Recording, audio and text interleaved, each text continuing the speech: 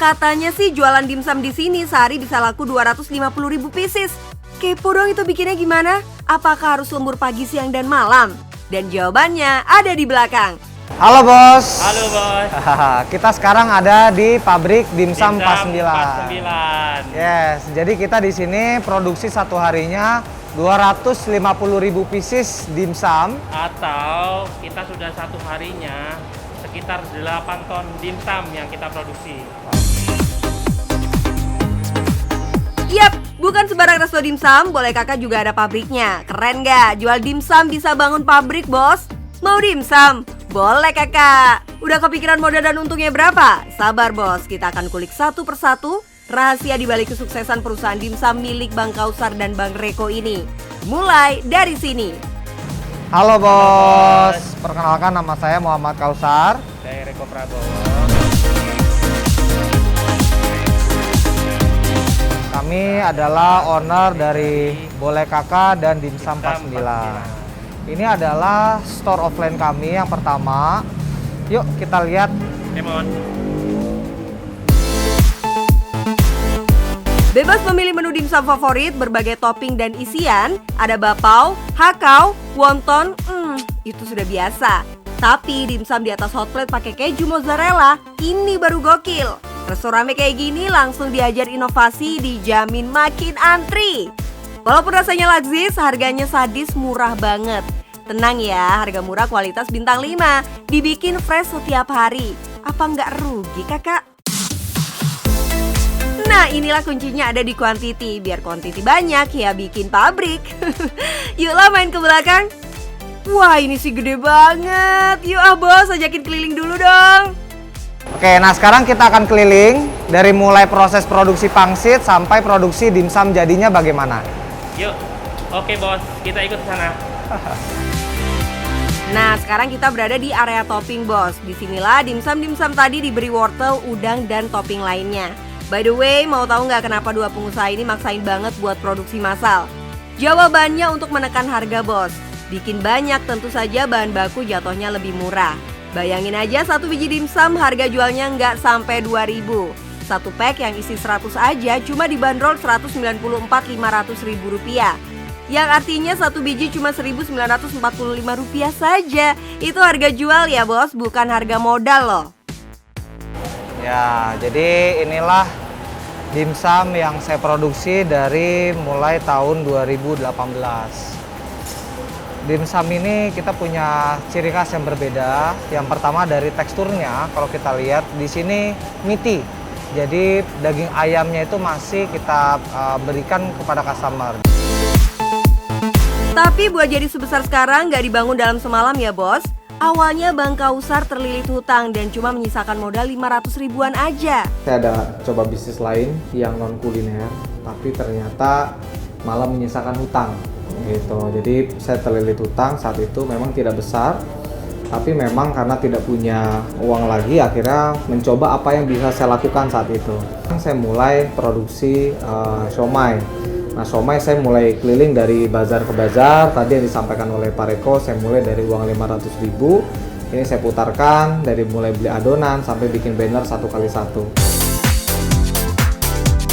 Nah ini nih yang penting, rahasia bikin duit 500 ribu jadi miliaran rupiah. Karena omset berlipat-lipat ganda, ternyata bos-bos ini muterin cash flow yang mereka peroleh. Karena main kuantiti, kudu investasilah di mesin multifungsi. Sedikit demi sedikit pabrik pun mulai dibangun. Setelah 2018 merintis, 2019 Bang Reko bergabung. Disinilah bagi-bagi tugasnya makin ajib. Mewujudkan lah gimana sih antara impiannya dia, saya ngewujudin gimana caranya bisa masuk gitu. Jadi pekerjaan saya salah satunya adalah membuat skema sistemnya, terus tim-timnya mengatur ya struktur organisasi dan lain-lain. Tantangan ya sudah pasti ada, tapi dengan 10 tahun pengalaman Bang Reko sebagai General Manager di industri retail, semua aman lah. Nih tips dari Bang Reko untuk mencari SDM. Secara akhlak gitu ya, karena kita sebenarnya kan kalau misalnya rekrut tim ya, kita butuh orang yang punya integritas lah ya. Punya integritas, jujur kayak gitulah. Terus kemudian yang kedua baru kita lihat skillnya seberapa dalam gitu kan. Kalau misalnya dari dua sisi ini nggak dapat, biasanya sih nggak akan lama jadinya gitu. Tapi justru dengan tim-tim kita yang sekarang, kami punya peran adalah membangun tim gitu. Gimana caranya dari yang mungkin kurang bisa seperti apa, kita bangun gitu. Memang ada prosesnya ya. Catat nih, akhlak dulu baru skill ya bos. Uniknya mereka memutuskan beralih dari online ke offline. Apa tidak terbalik bos? Bukannya sejak pandemi resto offline malah pada goes online. Kita melihat pertama basis kita di dunia online ini alhamdulillah sudah kuat. Jadi kami di marketplace menjadi nomor 1 dimsum yang terpercaya dan direview juga dari ahli kuliner. Dari situ kami memutuskan bagaimana supaya customer ini memiliki experience gitu, dari mulai mereka bisa mencicipi aneka jenis variannya seperti apa, lalu mereka bisa bawa keluarganya bagaimana, dan mereka bisa juga membeli sesuka hati konsumen juga gitu ya, mereka mau beli yang mana aja, berapa banyak gitu ya. Dan terbukti offline store-nya nggak pernah sepi. Tentu posisi menentukan prestasi penjualan. Pabriknya udah profesional abis ya bos, protokol jalan, shifting jalan, mesin-mesin beroperasi maksimal. Memperkerjakan banyak staff untuk sebuah resep yang diciptakan sendiri, apa nggak riskan untuk dicontek ya bang? Kan set juga kalau sampai karyawan berhenti dan malah buka di tempat lain. Jadi hal tersebut sudah diantisipasi juga, karena kan memang untuk karyawan produksi mereka tidak tahu secara resipi, tapi mereka tahunya secara premix gitu. Jadi misalnya mereka tinggal mencampur premix A dengan premix B gitu. Jadi di area processing ini tentunya ya sudah kita buat seperti itu gitu. Nah, tapi untuk yang meramu premix dan lain sebagainya kita bekerja sama dengan pabrikannya seperti apa, dan tempat untuk pembuatan premix pun kita pisahkan juga. Benar-benar persiapan matang sebelum perang ya. Jadi ingat awal mulai usaha nggak cuma berdarah-darah tapi juga diremehkan. Tapi Bang Kausar nggak ambil hati dan fokus pada mimpi. Terbukti sekarang miliaran masuk kantong. Lihat aja tuh bos, satu pelanggan aja makannya banyak banget. Barong frozen juga bisa habis 1 juta seorang. Gimana nggak cuan? Eits, jangan salah, Dimsum 49 ini juga ngajak cuan bareng reseller. Udah harganya murah, reseller pun dapat harga khusus. Dari UMKM jadi pabrik, dari pabrik semoga bisa stok bahan baku sendiri. Kuasai industri dari hulu ke hilir, abis itu semoga bisa ekspor juga. Amin yang kenceng. Bos, 2022, yuk bisa aja jadi pengusaha. Satu keluarga, sejuta rasa. Dan yang penting, cuan bos.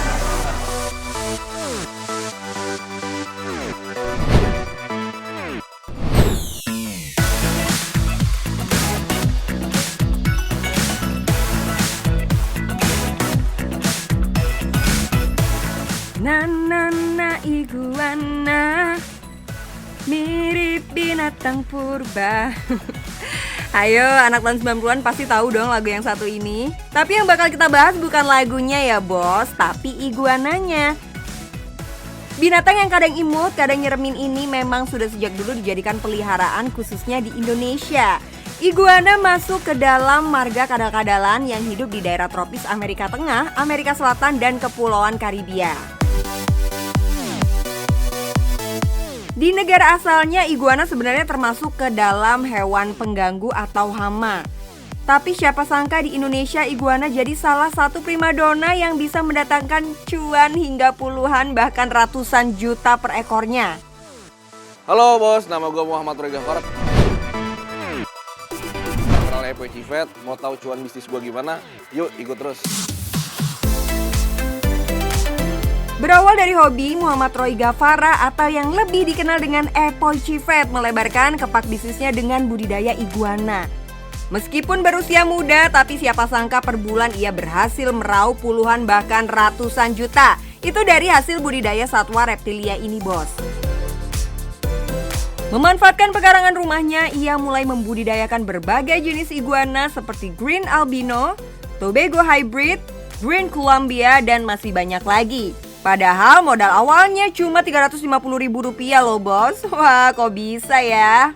Saya dulu merintis dari duit 350.000. Dan saya pusing kan nyari kerjaan di mana gitu loh. Ya kan akhirnya gimana caranya ini saya punya iguana, saya jual. Saya jual dan akhirnya saya bisa mendapatkan cuan lebih, saya kumpulin dan akhirnya alhamdulillah saya bisa dapat cuan lebih banyak lagi. Berawal dari sulitnya mencari pekerjaan di ibu kota, Epoy akhirnya memutuskan untuk menjual iguana kesayangannya. Pas dapet duit, baru deh kepikiran, kok jual iguana bisa untung banget ya? Karena menurut saya kan saya juga basic di hewan ya, suka sama hewan gitu dari kecil kan. Kenapa saya punya hewan terus kenapa nggak diternakin gitu loh, nggak dikembang biakin gitu loh kan. Akhirnya saya kembang biakin dengan iguana. Ya dibilang cuan sih dibilang cuan banget ya. Maksudnya untuk income sebulan saya tuh dari iguana bisa 20-30 jutaan. Untung puluhan juta bikin mikir lagi deh daripada sekedar jual beli, kenapa iguana nggak dibudidayakan saja? Berbekal ilmu dari internet dan juga komunitas, akhirnya Epoy berhasil membudidayakan hewan asal Amerika ini. Menurut Epoy, budidaya iguana termasuk mudah bos dan tingkat keberhasilannya mencapai 90% loh dibanding ternak hewan eksotis lainnya. Bayangin aja nih, seekor iguana betina dapat menghasilkan telur hingga 60 butir per tahunnya. Dibutuhkan waktu kurang lebih 90 hari sampai telur benar-benar menetas. Kalau dari 60 butir telur iguana yang berhasil menetas 50 ekor saja, kan udah dapet cuan tuh bos. Kenapa cuan? Karena harga baby green iguana yang paling murah saja harganya Rp100.000 per ekor. Sedangkan anakan iguana albino bisa mencapai 7,5 juta rupiah. Jadi nggak heran kalau bos Epoy dalam sebulan dapat meraup keuntungan sampai 30 juta rupiah ya. Waduh. Oh iya, meskipun terlihat sangar, tapi hewan ini sangat-sangat jinak bos. Dan bisa dibilang iguana hewan yang minim perawatan. Selain pangannya yang murah dan mudah didapat, iguana hanya butuh matahari biar hidupnya tetap sehat. Sinar matahari sangat penting karena dapat membantu proses metabolisme di tubuh iguana. Kebersihan kandang juga perlu diperhatikan agar kulit iguana tidak jamuran. Untuk makan, kalian bisa memberinya sawi hijau dan toge segar setiap hari. Semakin banyak makan, semakin cepat juga pertumbuhan iguananya tuh bos. Jadi penasaran gimana sih cara bos Epoy menjual reptil khas Amerika ini? Dulu saya sempat bingung gitu untuk menjual iguana tuh gimana sih caranya gitu kan, saya pusing gitu kan. Akhirnya saya tuh berpikir, gue masuk grup Facebook dulu deh gitu. Facebook grup iguana gitu kan. Saya masuk di grup iguana, akhirnya saya lihat list-list harganya gitu kan. Akhirnya saya bisa menjual dari grup iguana gitu. Biasanya per orang kalau saya sih mas. Misalkan kalau kita lagi gathering gitu kan, terus ada yang menanya pengunjung, dia bisa langsung japri saya gitu. Yang namanya jualan hewan peliharaan, targetnya ya harus yang sehobi juga ya bos. Gak heran kalau Epoy langsung masuk ke berbagai komunitas iguana untuk mulai menjual produknya. Dan siapa sangka setelah 6 tahun berjalan, Epoy dan temannya berhasil menguasai pasar di daerah Jakarta Timur tuh. Ya namanya usaha pasti ada prosesnya. Makan mie instan aja tetap harus dimasak dulu ya kan. Jadi kalau kalian mau bisnis, apalagi bisnis hewan peliharaan seperti ini, kalian harus banyak-banyak belajar langsung dari ahlinya. Gak cuma dari internet, kalian juga bisa sharing langsung ke teman-teman komunitas gimana cara merawat dan menjualnya. Jangan sampai bisa produksi tapi gak bisa ngejual. Bahkan kalian juga bisa loh menjual ke sesama teman komunitas. Biasanya soal harga akan lebih cincai tuh. Tapi yang namanya bisnis pasti ada kendala, apalagi yang dijual adalah makhluk hidup.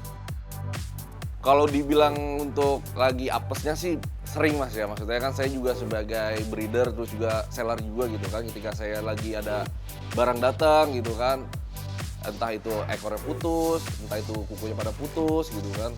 Cuman dari awal kan saya memang sudah bilang tidak ada komplainan gitu loh dari seller yang saya ambil. Resiko sebagai seller sekaligus breeder adalah ketika sedang proses impor iguana. Jangan sampai nih hewan mati saat sampai ke tangan pembeli. Karena estimasi waktu yang tidak bisa ditentukan, jadi kondisi iguana ketika datang juga jadi perhatian.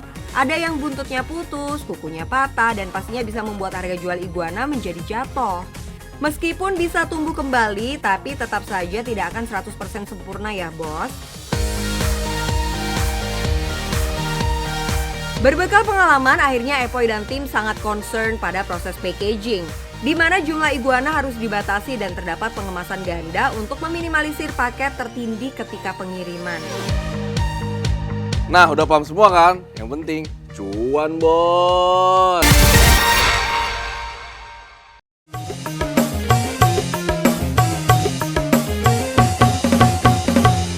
Ku tak mau cintaku dikocok-kocok. Ku tak ingin sayangku dikocok-kocok. Daripada cinta dan sayangnya dikocok-kocok malah bikin pusing dan galau, mending alpukat sama mangga aja yang kita kocok-kocok. Kebetulan banget lagi musim alpukat dan mangga, biar jadi cuan bos. Halo bos, nah karena sekarang lagi musim alpukat dan mangga, aku punya ide bisnis gampang yang bisa dinikmatin oleh semua umur. Penasaran apa aja bahannya dan bagaimana proses pembuatannya? Yuk ikutin terus. Udah nggak zaman alpukat dan mangga cuma di jus bos. Biar ada nilai jual dan lebih menarik, cuan bos punya ide bisnis menarik dan mudah dipraktekkan. Bahkan bisa dinikmati sama semua kalangan yang artinya target marketnya luas, yaitu alpukat kocok dan mangga kocok. Oke bos, nah sekarang aku udah selesai belanja nih. Di sini ada alpukat 1 kg dengan harga 30.000 dan ada 1 kg mangga dengan harga 23.000. Totalnya jadi 53.000. Penasaran ini jadi berapa gelas? Yuk ikutin terus.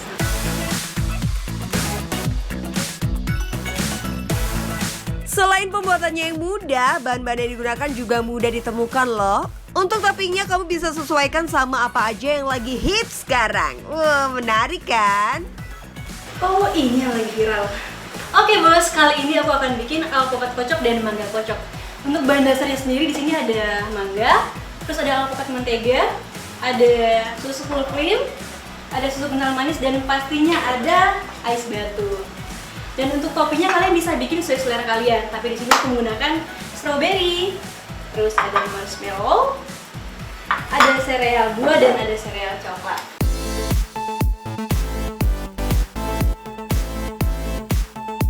Nah kita ambil daging alpukatnya, tuh kelihatan kan kalau alpukat mentega itu dia lebih teksturnya lebih padat daripada alpukat biasa.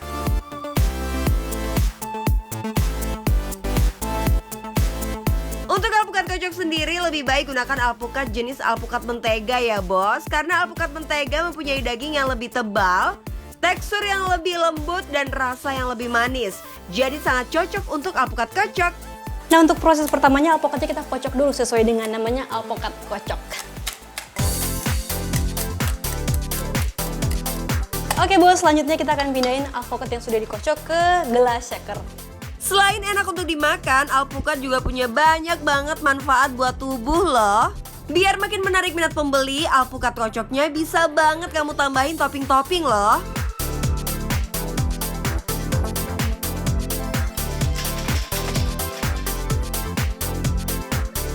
Oke bos, karena yang original udah jadi, sekarang kita akan bikin yang spesial.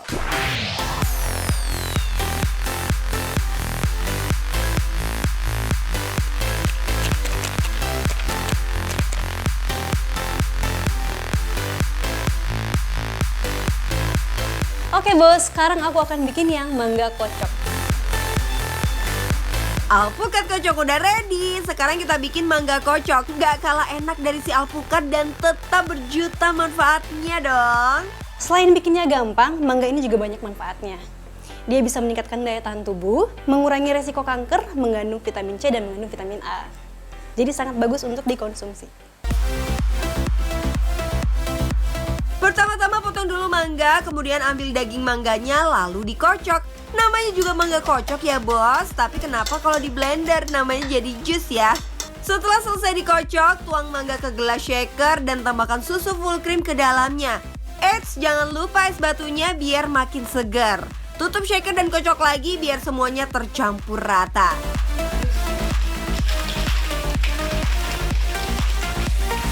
Mangga kocok siap dituang ke gelas deh. Biar makin menarik, kamu boleh kok tambahin potongan mangga untuk si mangga kocok original.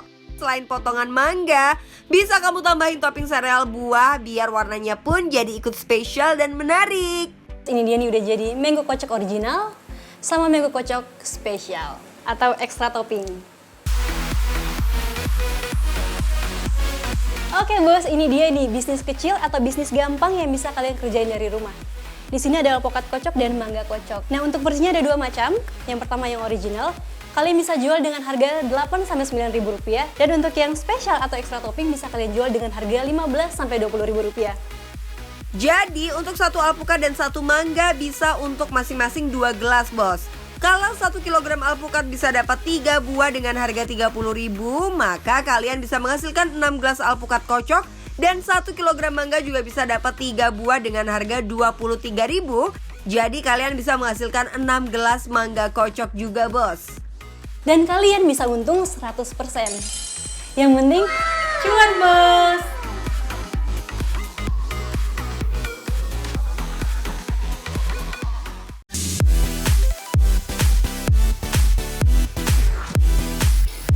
Bisnis ayam di garasi cuannya nggak pernah basi. Kisah lengkap para bos-bos ini bisa kita saksikan Sabtu 29 Januari 2022. Tetap saksikan Cuan Bos setiap Sabtu dan Minggu pukul 1 siang waktu Indonesia Barat. Bisnis berkah dan yang penting cuan bos.